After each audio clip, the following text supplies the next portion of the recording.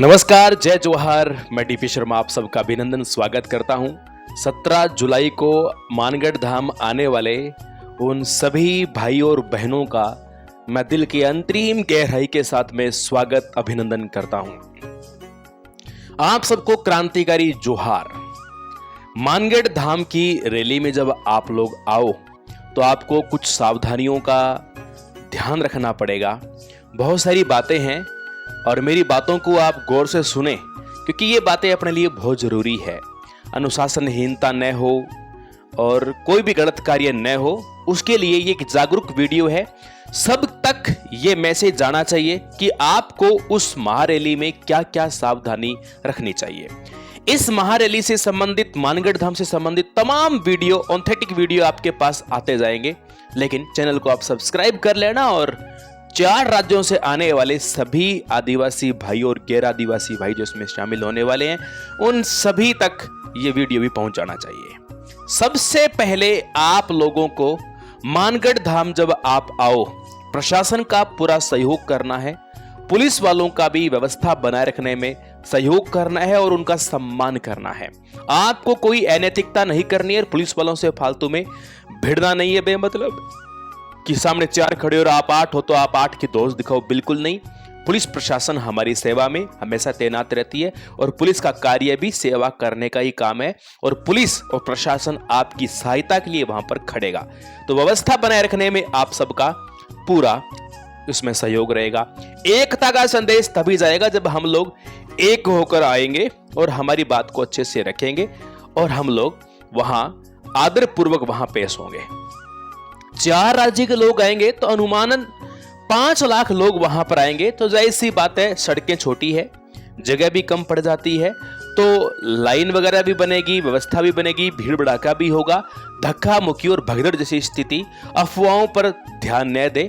इस तरह की फालतू कोई अफवाह फैलाए कि ये हो गया, धमाका हो गया, फलाना हो गया, तो थोड़ा आपा न खोवे, नियंत्रण रखे थोड़ा सा।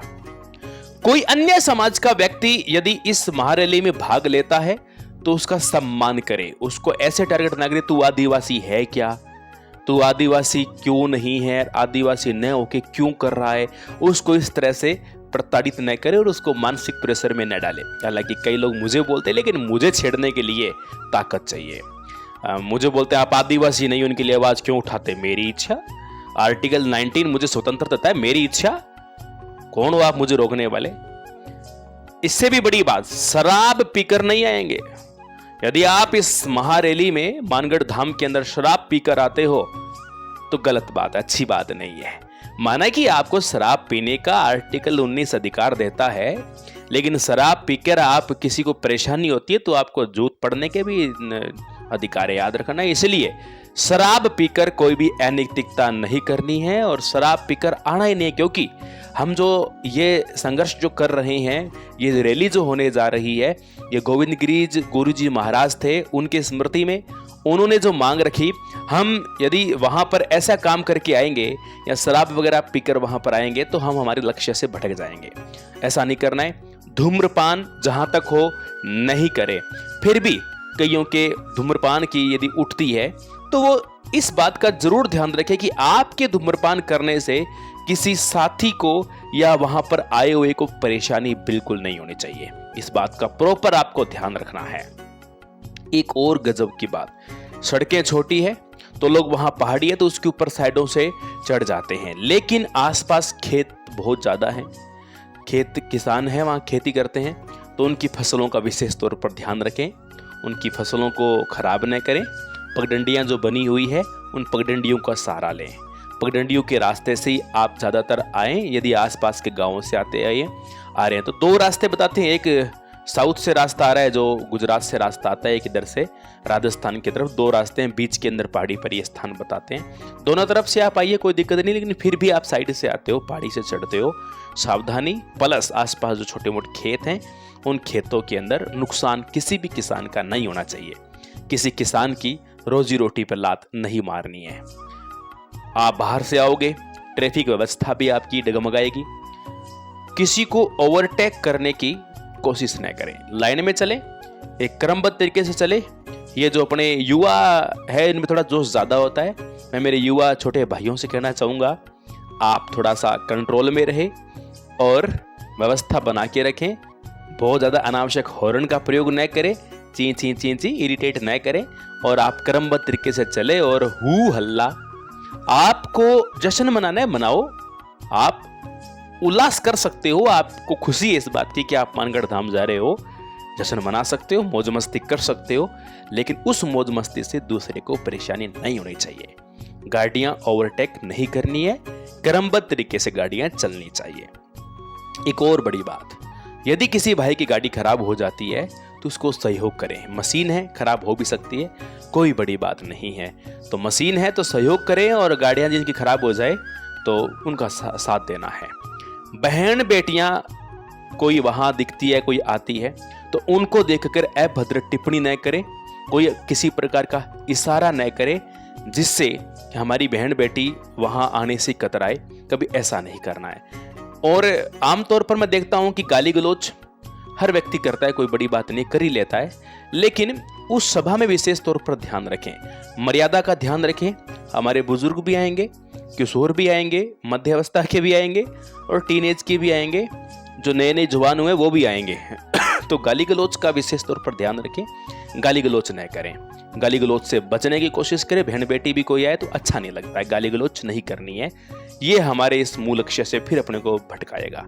आप बाहर से आओगे, हो सकता है आप खाने पीने की व्यवस्था भी आप रखोगे, खाओगे पियोगे, तो जहां तक है वो एक प्रकार प्राकृतिक जगह है, एक पूजनीय स्थल है, एक बहुत बड़ा स्मारक है मानगढ़। तो वहां पर आप कुछ भी खाया और खा पी कर आप इधर उधर फेंकोगे नहीं, वहां पर्टिकुलर डस्टबिन होंगे और जगह होगी, एक जगह पर एक स्थान में उसको डालने की कोशिश करें। ऐसे नहीं कुछ भी खाया और उड़ा दिया इधर, ऐसे नहीं करना है। आप उड़ाओगे तो बराबर उड़ते उड़ते खेतों में ही जाएंगे और वो प्लास्टिक प्रदूषण का भी काम होगा वहां पर। तो इस विशेष बात का ध्यान रखना है। और सबसे बढ़िया बात है कि पुलिस प्रशासन का हमें पूरा सहयोग करना है। जाम की स्थिति न बने और क्रमबद्ध तरीके से जैसे भी आपको वहां पार्किंग मिले, दूर दराज मिले, लगाओ और आराम से आओ। तो सभ्यता का मैसेज जाना चाहिए। और ये एक बहुत बड़ी रैली होने जा रही है। आप मान के चलिए कि राजस्थान में 5-5 लाख की संख्या तो प्रधानमंत्री के आने पर भी इकट्ठी नहीं होती है, कुर्सियां खाली रह जाती है। तो आप ये मान के चलिए कि इस उत्तर भारत और मध्य भारत के इलाके में सबसे बड़ी महारैली का हिस्सा बनने जा रहे हैं। और मानगढ़ धाम ये इतिहास के पन्नों में वैसे ही लिखा जा चुका है, और जो आप अभी ये काम करने जा रहे हो, आने वाले समय में इसको भी लिखा जाएगा और आने वाली युवा पीढ़ियों को पढ़ाया भी जाएगा। तो इसलिए यहाँ पर कोई ऐसा कार्य नहीं करना है कि इतिहास के पन्नों पर कलंक लगे। तो हमें इस जंग को वीरता के साथ जीतना है और इस लड़ाई को शौर्यता के साथ में जीतना है, ताकि इतिहास के पन्नों में स्वर्ण अक्षर अंकित किए जाए। मैं ऐसा चाहता हूँ। कोई भाई मेरी बात से नाराज है तो वो नाराज न होवे, क्योंकि मैं सीधी बात बोलता हूँ। एक और कोई भी व्यक्ति है बहुत ज्यादा ज्वेलरी पहन कर ना आए।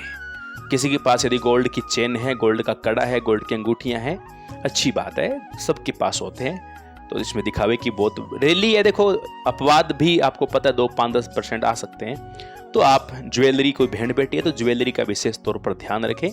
बहुत ज्वेलरी ज़्यादा यूज न करें, क्योंकि ज्वेलरी भीड़ का ये काम है, और भीड़ के अंदर कोई छिना झपटी हो जाए या एक्सपाइजेड टूट भी जाए, कुछ भी हो जाए, तो ज्वेलरी का भी विशेष तौर पर, परिचय पुरुष है कोई भी है, ध्यान रखें। सबकी मर्यादा का ध्यान रखें। कोई भी आता है सर पे साफा पगड़ी होता है, कोई इस तरह से धक्का मुक्की न करे।